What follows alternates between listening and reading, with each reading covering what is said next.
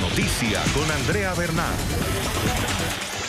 Hola, ¿qué tal? Bienvenidos a todos. Soy Andrea Bernal. Esto es Zoom a la noticia. Vamos a enfocar nuestro lente hoy en Colombia. Estos son los hechos. El gobierno tiene casi lista la directriz que va a acompañar la decisión de mantener la restricción al porte de armas en el país, decretada por el presidente Iván Duque a finales del año pasado. La directiva, que reglamentará los permisos especiales y excepciones al decreto, pues posee una fundamentación, según el gobierno, legal de controles estrictos.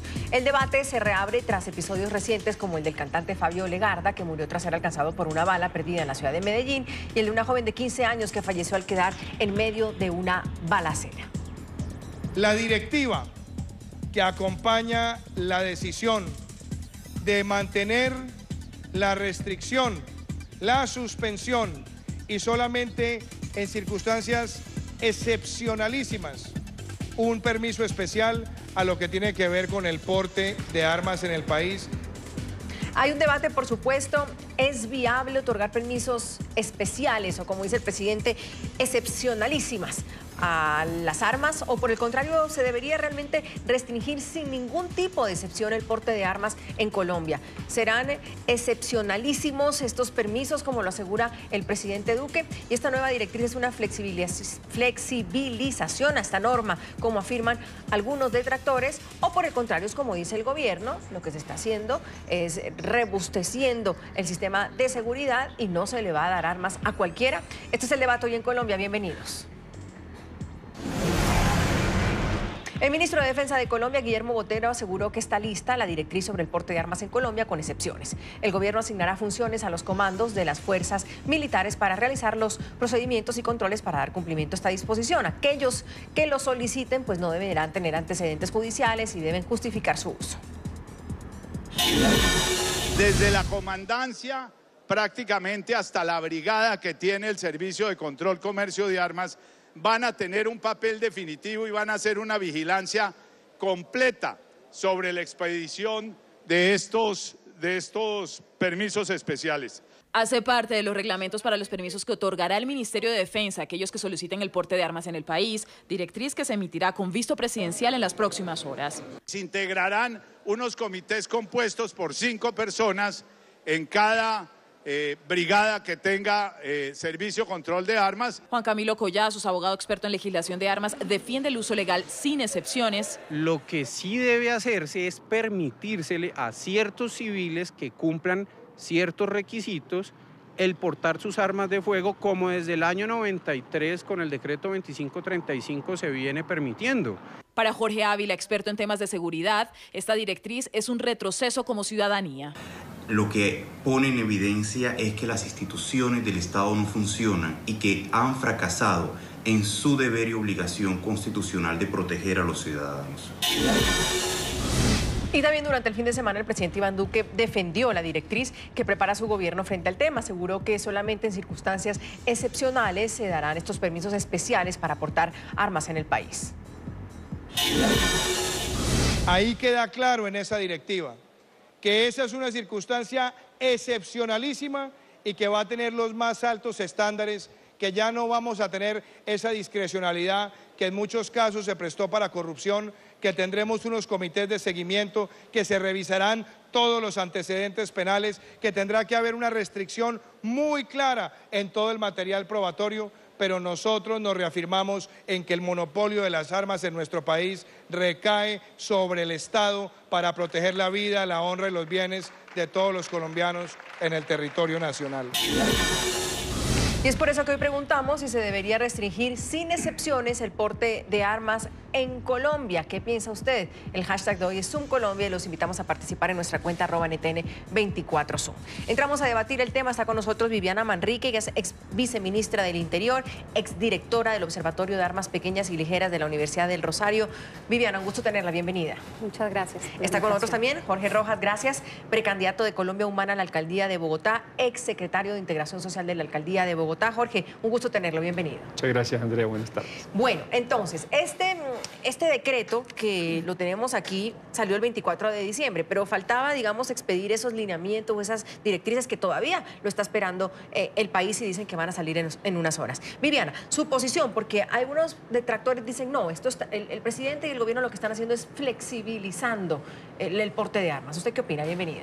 No, realmente cuando uno mira el hecho de que se ponga con unas excepciones no significa una flexibilización. Al contrario, es un fortalecimiento al control de armas. Los tratados internacionales y las políticas fuertes de seguridad siempre han mostrado que en la medida en que se mejore el control y el registro de las armas, en ese sentido se va a poder garantizar resultados. Yo lo veo como un fortalecimiento al control de las armas. Jorge, ¿flexibilización o un fortalecimiento como lo pone Viviana? Esto es una política de vida o muerte y hay quienes creen que armando a la población y a los civiles se garantiza la seguridad y lo que se hace es incrementar la violencia. Estamos a puertas de unos lineamientos y directrices que podrían flexibilizar el decreto que ya venía operando con éxito en los resultados y en las estadísticas y que nos pone en una situación muy peligrosa. Colombia es un país en donde hay odio y polarización y si le damos armas a los civiles, pues vamos a incrementar y a exacerbar la violencia en todo el país. ¿Por qué dice Jorge, y después voy con Viviana, que se está armando a la población? Cuando el decreto, pues, es idéntico al que tenía en la época del presidente Santos, pero sí se pone ese último párrafo que dice que el Ministerio de Defensa, durante la vigencia del presente decreto, va a impartir a autoridades militares competentes los lineamientos y o directrices para la expedición de autorizaciones especiales que requieran los titulares por razones de urgencia o seguridad. ¿Eso es armar a la población, Eso Jorge? abre un gran boquete, porque en primer lugar le están dando unas facultades a unas instituciones del ejército que seguramente podrán hacer el mejor esfuerzo, pero que tienen un antecedente y un récord de violación de derechos humanos muy grave en el país. En segundo lugar, se habla de armar a la gente de bien. La gente de bien puede que no tenga, esa gente de bien puede que no tenga antecedentes penales, pero hay una práctica consuetudinaria en Colombia que dice que armar civiles en zonas de violencia o de conflicto termina generando acciones graves de violaciones e infracciones al derecho internacional humanitario, masacres, atentados. Ya nos pasó con las Convivir. Si tú juntas este decreto con esa flexibilización, con la idea de una red de civiles o red de cooperantes, le estamos abriendo camino a lo que ya se hizo en Colombia, que son las Convivir, que no es más que un resurgimiento del paramilitarismo amparado por el Estado.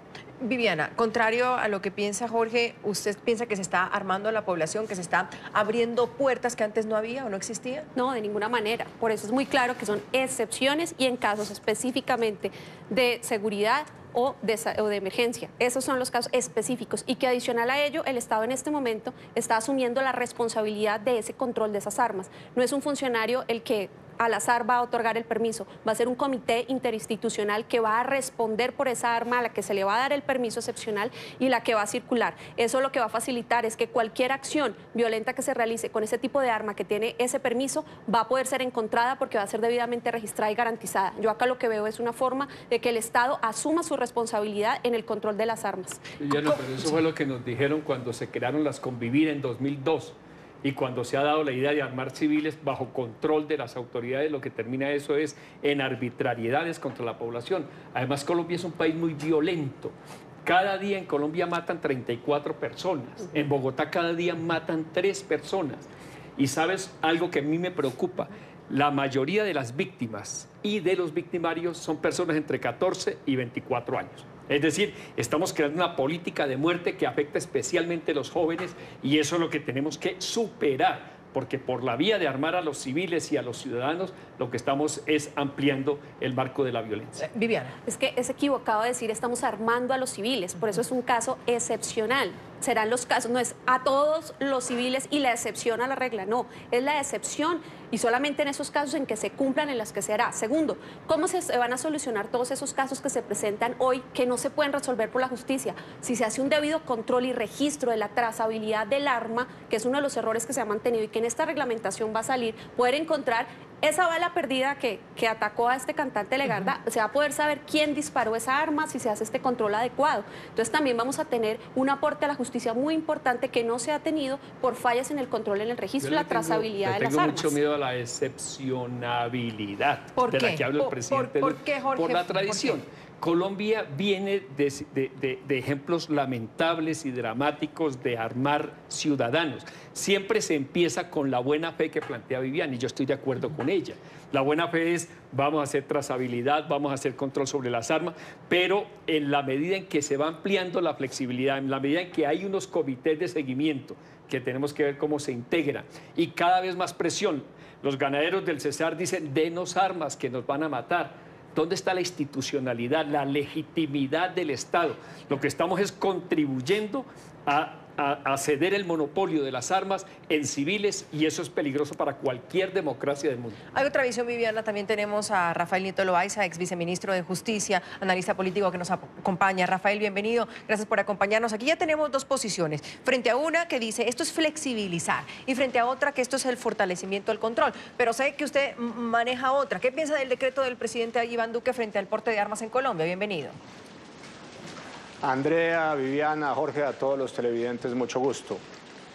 A ver, yo creo que lo primero que tenemos que tener en esta discusión son cifras, y las cifras que se están dando no son correctas.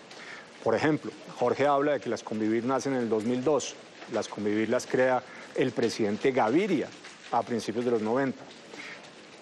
Doy solamente ese pequeño ejemplo para mostrar cómo esta es una discusión altamente politizada, pero que tiene muy bajo fundamento. La primera pregunta que se tiene que hacer uno en el país es, ¿cuántas personas mueren por arma de fuego en Colombia anualmente? La segunda es, cuando se estableció el control al porte y la tenencia de armas legal, ¿hubo una disminución de los homicidios en Colombia? La respuesta es no. En el año 2018, cuando operó la restricción de porte y tenencia legal de armas, aumentaron los homicidios casi en un 4%. Luego algo ocurre que no hace sentido, porque si lo que se pretende es disminuir el número de muertes violentas por arma de fuego y el número de homicidios por arma de fuego, tendría que haber, por tanto, que haber disminuido esa cifra y no aumentado desde el momento en el cual la prohibición entró a regir. Pero hay otras preguntas que tampoco nos contestamos. De los muertos con armas de fuego, ¿cuántos son en operaciones de la fuerza pública? Esos tenemos que sacarlos del análisis. Y de los muertos que quedan, ¿cuántos son en legítima defensa? También tendríamos que sacarlos del análisis. Nos quedan los homicidios. ¿Cuántos homicidios en Colombia son cometidos con armas de fuego amparadas? Esa cifra no tiene respuesta. Y si no tiene respuesta, el análisis que estamos haciendo es todo un análisis de especulación, como el que está haciendo Jorge, un análisis de que la tradición muestra. No, aquí me parece que el ejercicio es otro completamente distinto. La pregunta es, en un país como Colombia, que tiene innumerables armas de fuego ilegales en manos de grupos delincuenciales, grupos armados organizados y delincuencia común, ¿tiene sentido quitarle la posibilidad a un civil que por razones de seguridad que tiene que probar frente a un comité interinstitucional se le niegue la posibilidad de que tenga un porte lícito de armas? ¿Realmente esa tiene que ser la consecuencia? Yo creo que ese debate hay que darlo de esa manera, pero que hay que acompañarlo también, Andrea, de unas preguntas adicionales. ¿Por qué Jorge se preocupa hoy por el porte lícito de armas y no le preocupó que las armas de las FARC fueran destruidas? En contra de la solicitud que hicimos varios, Andrea, de que esas armas tuvieran un registro previo con un disparo de cada una de ellas para saber, por lo menos hacia atrás, si esas armas eran responsables de un conjunto de homicidios que todavía no se han aclarado en Colombia. No quisieron y no les preocupó. Y ahora les preocupa que sea posible que un civil tenga un porte ilícito de armas. Rafael, no parece coherente esa muchas cosas. Yo creo que hay que precisar. Primero, las Convivir tienen un antecedente que Rafael la conoce muy bien. Es 1964 el gobierno de Guillermo León Valencia que permitió armar los civiles por vía de un decreto que generó muchas situaciones de violación de derechos humanos en Colombia.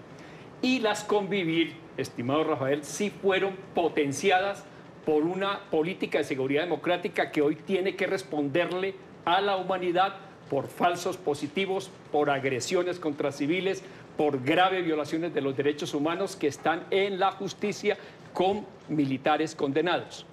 De acuerdo, miremos las cifras. Estamos hablando de 34 personas que mueren cada día en Colombia. Tenemos que revisar cuántas de esas personas mueren por armas amparadas. Eso nos lo debe decir, ojalá, la explicación de la reglamentación que va a hacer el Ministerio de Defensa. Pero armar civiles, como usted lo dice, porque piensa en una persona de bien, yo no sé si la persona de bien es un ganadero o un líder social. Vamos a armar a la población colombiana para que se defienda. Esa es la política de muerte que plantea el Centro Democrático cuando dice vamos a entregarle armas a los civiles con una excepcionalidad que el Estado va a controlar. No estamos en el 2002 ni en el 2008. Estamos en un país distinto. Quiera si o no hubo un acuerdo de paz. Pregúntele usted a Naciones Unidas que recibió las armas de las FARC, ¿qué pasó? Y no genere especulaciones que no son ciertas. Usted habla de miremos finalmente, para terminar esta parte, si seguimos con la idea de que las armas resuelven la seguridad y que la seguridad depende de los ciudadanos para que vean qué va a terminar el Estado de Derecho que usted como abogado defiende. Esa pregunta que plantea Jorge es muy interesante, si las armas resuelven la seguridad, porque es como el debate en todas partes del mundo y no se diga ni siquiera en Estados Unidos. Antes de ir donde Viviana, que seguramente puede respondernos esta, el decreto, Jorge, ¿es el mismo de la época del presidente Juan Manuel Santos o se abre este párrafo al final que hablamos de las excepciones? Porque lo siento muy, que es una cuestión más política. Usted dice que es el del Centro Democrático, que es este gobierno. No, estaba hablando con mi amigo Rafael. Tiene exactamente igual. Es el mismo, pero tiene esa idea de lo que llaman los excepcionalismos del que habla el presidente. ¿Y ese no tenía el decreto del presidente Juan Manuel Santos? Eso abrió un boquete, esa flexibilidad de la que hablamos. Viviana. No, pues es que ahí volvemos al mismo punto. Estamos partiendo de una premisa equivocada de que se van a armar los civiles. No se van a armar los civiles. Primero, porque para eso son las excepciones. Segundo, ¿a que qué estamos... le van a dar las armas? Mira, estamos en un país distinto, a eso voy. No estamos en un país distinto, estamos teniendo en este momento más de 3 millones de armas que están circulando ilegalmente en Colombia. No se tiene registro, no se tiene control y de eso se trata esta excepción. Y segundo, cuando tú dices un país distinto, no, también tenemos en este momento más de 4.000 integrantes de grupos armados organizados que se llaman ahora los GAO, también ELN, Pelusos, Clan del Golfo. Esos son los que, ¿qué hacemos con los que están en las zonas rurales y donde desafortunadamente decir que el Estado llega al 100% del territorio es imposible? Y decirle a un ciudadano, no, usted no se puede defender porque todavía no estamos en ese país de paz 100% ni el país de Colombia perfecta. No, tenemos grupos delincuenciales que están atacando a la población civil y tenemos armas que están circulando ilegalmente. Pero eso, Viviana, es un deslegitimación del Estado. ¿Dónde está el Estado? Y cuando no Porque llega, estamos llegando Jorge, a la conclusión de que esto es como el lejano oeste, ármese, como decía en un pueblecito del Quindío, que dice en Génova, aquí vive el que dispara primero. Claro, pero la pregunta que puede pasar en muchos lugares de América Latina es, ¿y si no hay presencia del Estado, Jorge? Que es la pregunta. Pero vamos a armar a los civiles. No, yo pregunto, ¿y si no llega del Estado hasta allá? ¿Por qué no llega al Estado? Y si llega al Estado, entonces hay que esperar a que el Estado llegue. Militares, es que es su obligación. No es armar civiles, sino defender a los civiles. Rafael y luego Viviana. Andrea, Jorge ha planteado varios sofismas que son falsos de fondo. El primero, ¿estamos en un país distinto? Pues sí, se firmó un acuerdo con las FARC, eso es verdad, y deberíamos tener una situación de violencia menor, pero tenemos hoy una cifra de homicidios mayor por 100.000 habitantes que la que teníamos antes de la firma del acuerdo. Luego, curiosamente, y no vamos a entrar en esa discusión, hoy tenemos más homicidios por 100.000 habitantes que antes de la firma del acuerdo con las FARC. Tenemos un país distinto, pero tenemos más homicidios por 100.000 habitantes. Primer punto. Segundo, no es verdad que se vayan a armar a los civiles en general. Se va a armar a algunos civiles en particular que pueden probar que su situación de riesgo, que su situación de seguridad amerita que puedan cargar un arma de fuego personal. Tercero, a esos señores no se les va a dar un fusil o una ametralladora, se les va a permitir que carguen un revólver o una pistola, que son armas de defensa personal y no son armas de fuego de combate. Cuarto, aquí no se está hablando de armar cooperativas de seguridad, que se crearon, insisto, Jorge, en la administración del presidente Gaviria, aunque usted quiere insistir en un tema contra Uribe y el Centro Democrático. Yo entiendo que esa es su política, pero no corresponde a la realidad. Y quinto, y es un dato muy importante, terminemos con esto de este pedazo del análisis. Claro que en Colombia hay unos civiles que están armados hasta los dientes, que son los delincuentes. Las disidencias de las FARC, los reincidentes de las FARC, el ELN, el EPL, los grupos armados organizados de distinta naturaleza. Esos ya están armados hoy. Y necesitamos que los ciudadanos que están en riesgo por esos delincuentes tengan la posibilidad de defenderse con un arma personal. Evidentemente lo ideal sería que no tuviésemos necesidad de que hubiese personas armadas civiles con armas personales, pero en la medida en que el Estado no puede tener ni un policía ni un soldado al lado de cada uno de los ciudadanos y que en muchas zonas del territorio nacional tenemos que reconocer que todavía los ciudadanos están inermes y a merced de los delincuentes, tenemos que dar la posibilidad a los ciudadanos de bien, expresión que a usted no le gusta, de que puedan tener un arma personal hasta que no se demuestre que los homicidios que se cometen con esas armas son mayores que las defensas que puedan ocurrir en el marco de ese porte y tenencia lícita de armas. Y de esta forma tenemos el debate aquí en Suma la Noticia. Hablamos del porte de armas en Colombia, el decreto y si se debe restringir sin excepciones el porte de armas en el país. Hablamos de si se debe restringir sin excepciones el porte de armas en Colombia. Es el debate hoy por hoy en el país cuando hay un decreto y se está esperando una reglamentación, digamos, unas directrices para saber quién podría acceder a portar un arma o no en Colombia. Y Viviana tenía un punto, porque yo le preguntaba en comerciales, que también el debate estaba intenso, es si igual termina siendo un riesgo decirle a la gente, bueno, usted demuestre o justifique su necesidad y que no tiene antecedentes judiciales, que eso mismo lo ha adelantado el mismo ministro. Es verdad que no tenemos la directriz como tal y en eso estamos pues todos especulando o hablando sobre algo que no se conoce aún en Colombia, pero el ministro en un tuit adelantó. Tienen que justificar la necesidad y no tener antecedentes judiciales. Eso sería suficiente frente a esto y de todas maneras el hecho de decirle a una persona, mire, usted vaya, justifique y pida el arma y si se la dan bien, ¿no termina siendo un riesgo para el país? No, realmente, por eso decíamos, se necesita ver el detalle de la reglamentación porque eso es mucho más complejo que usted no tiene antecedentes penales y tome un arma. Eso no funciona así. Realmente las reglamentaciones para el porte de armas son mucho más complejas, como por ejemplo el tema de antecedentes psiquiátricos, que es algo que Estados Unidos ha tratado de reglamentar, el tema de la edad.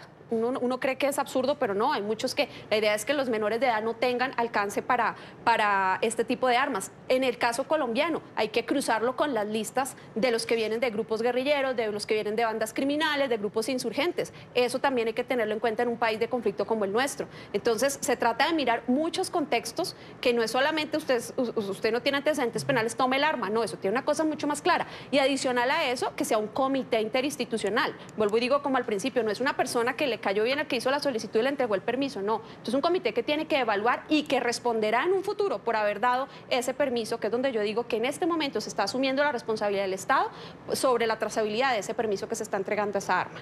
Rafael, esto es un tema de cultura de vida o muerte. Y permíteme antes de que entre Rafael decir lo siguiente.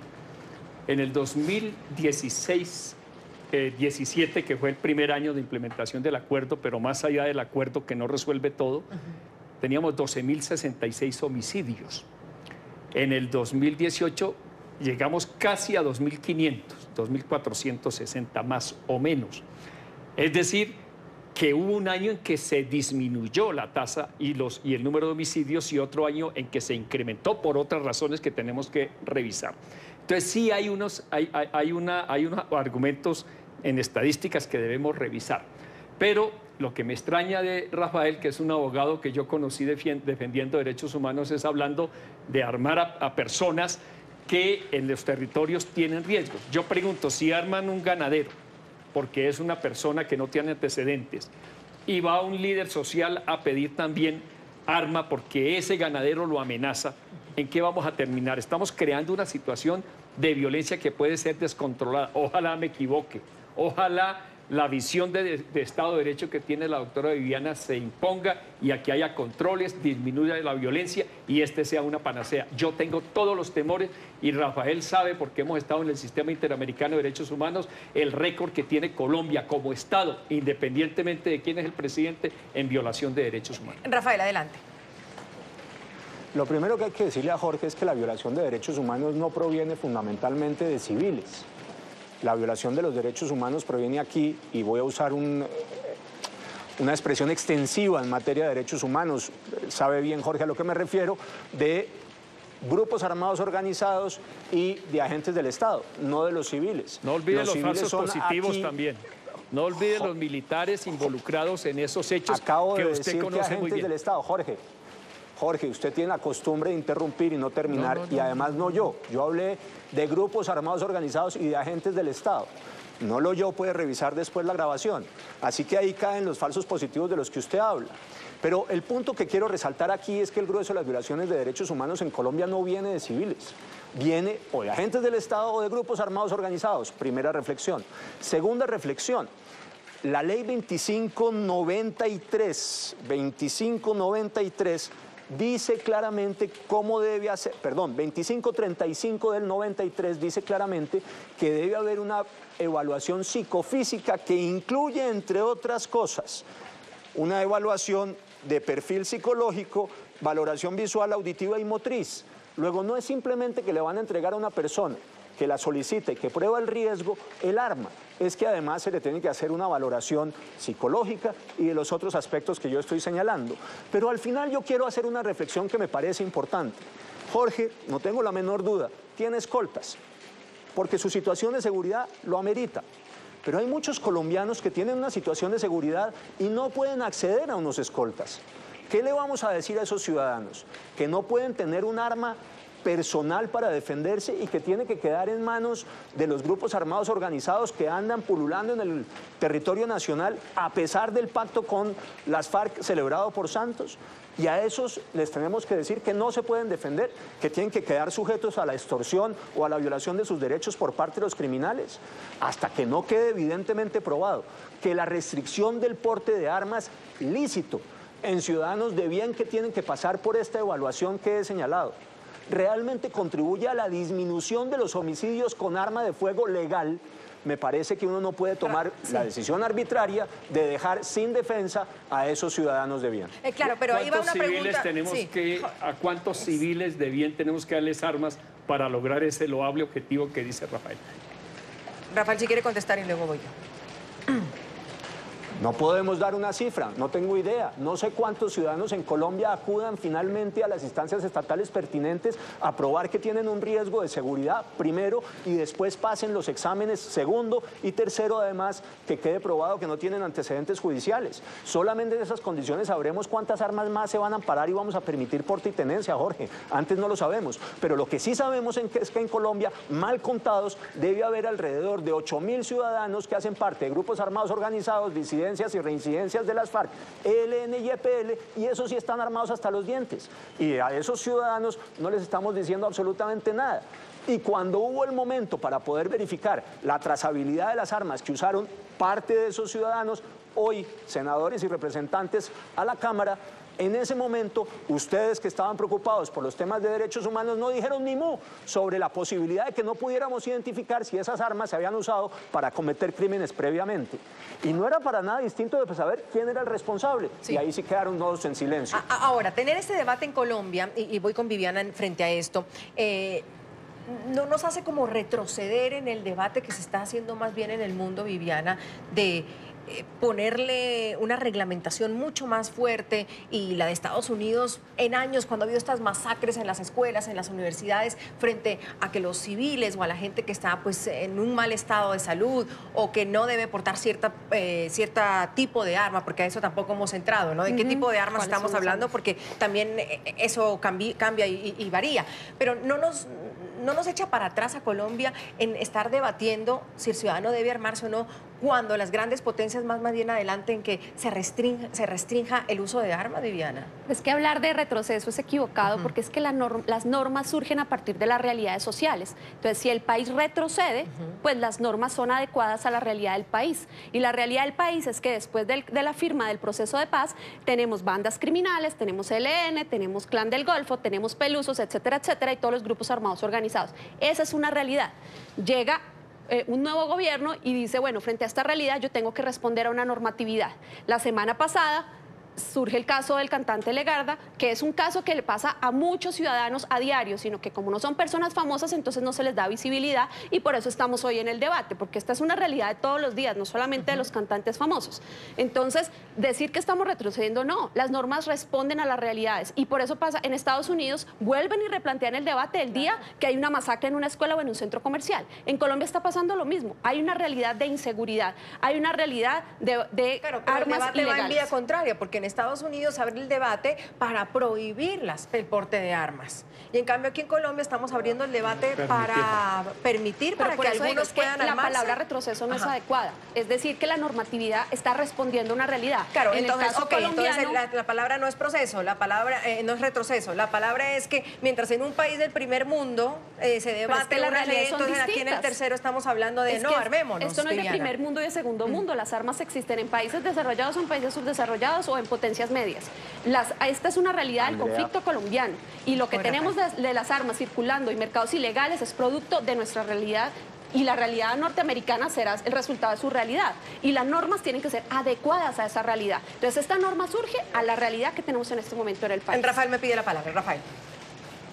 Sí, Andrea, es que el planteamiento que usted hace tiene unos problemas. Voy a señalar el primero. Adelante. En Estados Unidos se vende a los ciudadanos armas de combate, fusiles R-15, AK, en fin, distintas armas que son propias de la fuerza pública y normalmente que son propias de los ejércitos. En Estados Unidos se le venden a los particulares.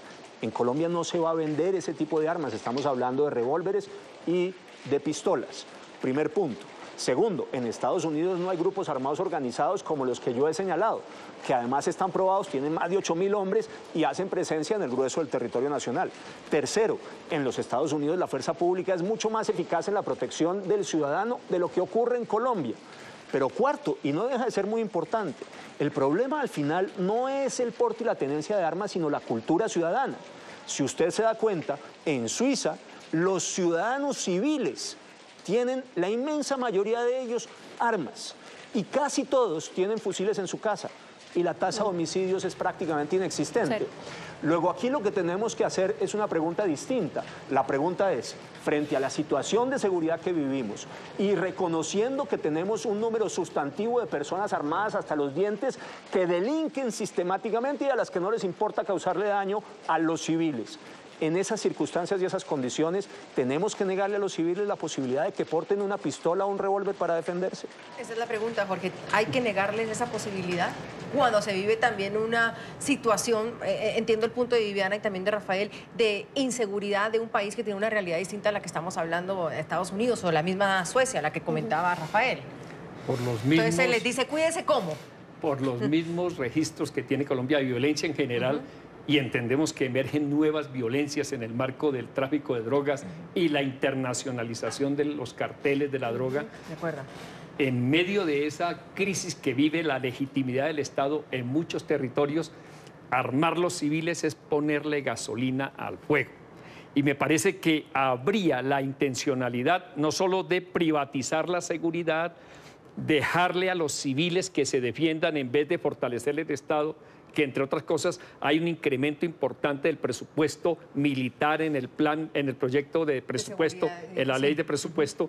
Si le están dando más recursos a los militares y a la policía, ¿por qué tenemos además que armar a los ciudadanos para que se defiendan bajo el argumento de que el Estado no lo puede hacer? Me parece que en un Estado democrático, con unas normas de convivencia, claro, Bogotá no, Colombia no es Suiza, ni Cundinamarca es Dinamarca, pero plantearse el proceso de armar a los civiles y a los ciudadanos es peligroso, entre otras cosas, por los grados de polarización que hay. Aquí se baja un ciudadano del carro, está armado y va a dispararle a otro ciudadano. Y entonces vamos a celebrar esas muertes.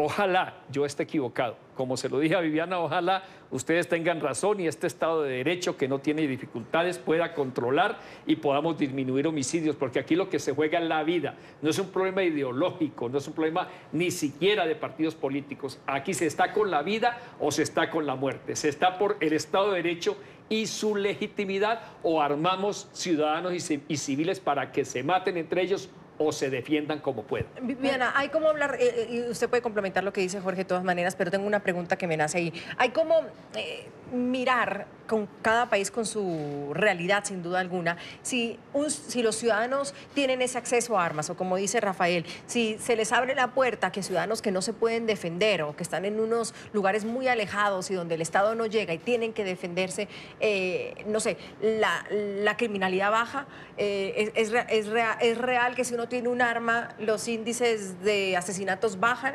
El hecho de que un civil se proteja, ¿en qué cifras se traduce eso? Sí, normalmente de lo que se trata es que ese tipo de política pública reduzca los homicidios. La idea es que en la medida en que haya ese es el fin. una... Ese es el fin. Claro, el objetivo ¿Qué dicen los números? Una vez se da la restricción de armas, la idea es que se disminuyan los homicidios. Esa es una parte. Pero también hay otra alrededor de eso y es el contexto que se debe trabajar. Es muy cierto, Jorge, lo que dice en cuanto a la cultura ciudadana. Hay que trabajar ambas cosas. Digo, no solamente la restricción de las armas, sino también el tema de la cultura ciudadana, porque de nada nos sirve hacer una cosa sin la otra. Eso es muy cierto. O solamente quedarnos en la cultura ciudadana y esperar a que todos nos maten mientras el Estado llega al 100% del territorio. Entonces yo creo que hay que lograr unos equilibrios donde tenemos que mirar, hay que trabajar la cultura ciudadana, sí, disminuir el índice de violencia. Yo miraba las cifras, tú me decías cifras, el año pasado teníamos más o menos 128.000 actos violentos en Colombia que publicó Medicina Legal, de los cuales 30.000 fueron con arma de fuego. Y el resto son productos de riñas y de armas ligeras, cuchillos, hechizas, etcétera. Claro, pero ahí viene tal vez una cuestión que podría ser como simple matemática. Armas más armas igual más violencia, porque usted está dándonos unas cifras bastante complejas del país. Entonces, ya de por sí hay violencia. Entonces, con más armas en ciudadanos eso no... Depende de cómo se mire el uso del arma. El uso del arma en este caso es preventivo, es de protección o es de reacción. Lo que se está tratando de mirar en este caso termina siendo es un que arma sea en este de caso? prevención, de protección en las zonas donde no pueden llegar las fuerzas de seguridad. Es distinto a la reacción. Ahora, si decimos, ¿y qué pasa entonces? También hay que mirar números en las zonas donde no llega el Estado, ¿cuántas personas mueren? Ahí es donde habría que mirar cuántas personas mueren frente a cuántas podrían defenderse de un hecho violento. Hay una ONG internacional o más de carácter académico que cita el profesor Rodrigo Primi, de un estudio de 2013 entre 50 países que liberaron las excepcionalidades y permitieron el uso, porte de armas o la tenencia y porte de armas, y no hubo tal disminución. Es decir, se incrementó la violencia. Puede que en Colombia sea distinto, tendríamos que verlo, claro, ver el comportamiento. Pero yo quiero advertir sobre el peligro. Pero para que quede más claro, voy a resumirlo así. Primero, hay que fortalecer a la fuerza pública, eso es ejército y policía. Esa es una labor que tenemos que hacer. Ojalá un ejército y una policía respetuosa de los derechos humanos que llegue a todo el territorio nacional y combata todas las formas de violencia. Segundo, hay que restringir el porte de armas por parte de los ciudadanos, porque ese modelo nos lleva a profundizar formas de violencia en las zonas que, como la doctora Viviana dice, no llega al Estado. Eso sería como el volver al lejano oeste. Y tercero, hay que ir por una cultura ciudadana de el respeto por la vida. Y el respeto por la vida no se hace con armas. Hablamos hoy de si se debería restringir sin excepciones el porte de armas en Colombia a propósito del decreto que salió en diciembre a la espera pues, de las directrices de quiénes por razones de urgencia o de seguridad y qué excepciones habría para poder armar a un civil en Colombia. Rafael, le iba a dar la palabra al iniciar este bloque. Un poco hablábamos también de la psiquis del ser humano, es decir, si yo tengo un arma y saco el arma, decían los psicólogos o los sociólogos, pues tengo que también estar dispuesta a disparar, porque si no, de nada sirve pues tener un arma, porque ahí puedo morir yo, puede morir mi hijo, pueden morir los que están, es decir, tener un arma también sí puede ser una cuestión de empoderamiento, pero por el otro lado, si yo saco un arma es que estoy dispuesta a morir o a matar, Rafael. Claro, quien va a sacar un arma de fuego tiene que estar dispuesto a usarla. De otra manera, probablemente va a terminar muerta o herida por el agresor que tiene también un arma de fuego. o por quien tenga un arma, un cuchillo o algo con lo va a atacar. Evidentemente quien saca el arma tiene que estar dispuesto a usarla y tiene que estar entrenado para usarla, de otra manera es un despropósito. Pero déjenme hacer unas reflexiones que me parecen importantes. Yo vuelvo a hacer las preguntas y no entiendo por qué no hemos hecho el debate desde el principio sobre esa base. Y lo digo incluso desde el gobierno nacional, porque me parece que el gobierno nacional debería tener estas cifras clarísimas para poder enfrentar el debate de manera adecuada. La primera pregunta, ¿cuántas personas mueren por arma de fuego en Colombia? La segunda pregunta, ¿cuántas de esas muertes por arma de fuego son resultado de un enfrentamiento con la fuerza pública? La tercera, ¿cuántas son en legítima defensa? Y ojo que cuando decimos legítima defensa ya estamos diciendo que hay unos ciudadanos que han usado un arma de fuego para defenderse de una agresión injusta. Y esas no las podemos calificar como homicidio. Es más, esas defensas que se generan en legítima defensa son de alguna manera una justificación de que hay necesidad de usar unas armas de fuego para defenderse frente a una agresión injusta. Finalmente nos quedan, ¿cuántos de los muertos con arma de fuego son verdaderamente homicidios y cuántos de esos homicidios son resultado de un arma de fuego amparada, de un arma de fuego legal? Porque las otras, sabemos, están en manos de los delincuentes y esas son centenares de miles. Esas preguntas son fundamentales para tener un debate adecuado. Yo agrego otro resultado que me parece importante y lo vuelvo a plantear sobre la mesa. No podemos afirmar que la restricción para el porte de armas per se reduzca el número de muertes en Colombia. Y la prueba de que eso no es así es que los homicidios el año pasado, donde operaba la restricción, aumentaron casi un 4% en comparación con el año previo. De manera que no se puede sostener, al menos en el caso colombiano, que una restricción suponga menos muertes, menos homicidios, porque evidentemente las cifras no se compadecen con lo que se está planteando. Y hago una reflexión de carácter final, yo vuelvo a insistir en ello. No se puede hacer la discusión en Colombia con base en la situación norteamericana de otros países. Aquí tenemos que hacer la discusión sobre realidades. La primera es que tenemos más de 8.000 personas que hacen parte de grupos armados organizados que están armados ilegalmente con armas de un gran poder ofensivo. La segunda, que en Colombia la fuerza pública es insuficiente. Para dar un dato que parece importante, en Colombia el número de miembros de las fuerzas militares bajó en 20.000 hombres el año pasado.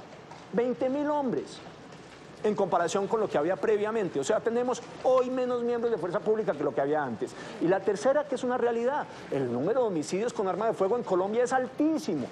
Y eso supone que hay un conjunto de ciudadanos que quizás hubieran podido defenderse en legítima defensa de esas agresiones que resultaron en un homicidio y no lo pudieron hacer porque no tenían cómo defenderse. Y por último, yo voy a hacer dos planteamientos que me parecen importantes y vuelvo a insistir en ello. Me parece que las personas que tienen escolta no pueden entrar a este debate de manera transparente si no reconocen que tienen una situación privilegiada con el resto de sus ciudadanos. Y la segunda, yo vuelvo a insistir también en ello. ¿Están dispuestos esos que hoy hacen el debate sobre la restricción del porte de armas a exigir que en la legislación colombiana se vuelva imprescriptible y que no haya ningún tipo de beneficio jurídico para aquellos que asesinan con armas ilegales? Porque lo que tenemos hoy es un conjunto de personas que han matado por miles, con armas ilegales y que hoy son representantes y senadores con el aplauso de aquellos que hoy no quieren que los civiles que no tienen antecedentes judiciales y que tienen necesidad puedan portar legalmente una pistola o un revólver. Yo estoy de acuerdo con mi amigo Rafael en las preguntas. Me parece que son preguntas razonables y que el país debe conocer respuestas concretas. Claro, él para que se levante la restricción y yo en función de que esas cifras nos demuestren que la restricción es necesaria. Segundo, Rafael dice, la restricción no resuelve el problema de la violencia. Puede ser cierto, pero la restricción sí reafirma la legitimidad del Estado de Derecho y de la democracia. Porque da mucha tristeza, Rafael, que personas que ejercen el derecho se planteen finalmente que se resuelva el tema a bala, que se maten porque no hay otra opción. Me parece que eso no ayuda en un país como Colombia. Y por último, porque Rafael ha insistido una y otra vez en el tema del acuerdo con las FARC. El acuerdo con las FARC no resuelve el problema del conflicto armado, resuelve un problema de una guerrilla que dejó las armas y está actuando en política y en la vida civil. ¡Qué bueno! Porque usted habla de los militares, sí, se redujo el número de militares. Vamos al hospital militar y miremos las cifras del año pasado, del año antepasado y de este año, para ver si la política de guerra es la mejor solución para nuestras fuerzas militares, o seguimos permitiendo que lleguen al hospital militar jóvenes, soldados y policías muertos, asesinados, heridos o mutilados en el marco de una guerra que usted y yo estamos de acuerdo que hay que terminar. Me quedan 2 minutos. Jorge, Rafael, 30 Jorge. segundos, por favor, y voy con Viviana. Rafael, muy rápido. Rápidamente, no es verdad eso de que al porte de armas lícito hay menos democracia. Suiza y Estados Unidos son democracias mucho más profundas que las nuestras y tienen porte lícito de armas. Esa es una falacia, primero. Segundo, la verdad es que en el caso colombiano lo que hoy tenemos es más homicidios y no menos después de que las FARC han dejado teóricamente de matar. Y tercero, la pregunta no es si se va a resolver a bala el problema. La pregunta es si hoy hay un conjunto de ciudadanos que terminaron entregando su vida porque no portaban armas lícitas con las cuales defenderse. Y finalmente un hecho que está ahí, que es real. Hay más homicidios ahora con porte restringido que antes. Algo no está bien en el planteamiento, Jorge. Viviana, para cerrar, porque Sí, no, realmente lo otro que quería aportar era, también se genera un efecto disuasivo cuando están las excepciones. Los delincuentes no van a actuar igual cuando saben que la población civil puede armarse en casos excepcionales que como si no lo hiciera. Yo creo que también ese efecto disuasivo hay que tenerlo en cuenta en la política Yo pública. tengo una precisión de 10 segundos. 30 tiempos. Rafael dice que los que tenemos escolta no tenemos por qué participar en el debate. Este debate lo puso el expresidente Uribe, que creo que tiene muchos más escoltas que cualquier otro colombiano. Y creo que plantearlo en esos términos es un grave error porque no ayuda a construir una propuesta de verdad para Colombia en términos de vida. Gracias a Viviana Manrique, ella es ex viceministra del Interior, ex directora también del Observatorio de Armas Pequeñas y Ligeras de la Universidad del Rosario. Jorge Rojas, precandidato de Colombia Humana a la alcaldía de Bogotá, y también a Rafael Nieto Loaiza, ex viceministro de Justicia, por habernos acompañado en este sin duda apasionante debate y muy interesante para Colombia y para toda la región. Soy Andrea Bernal.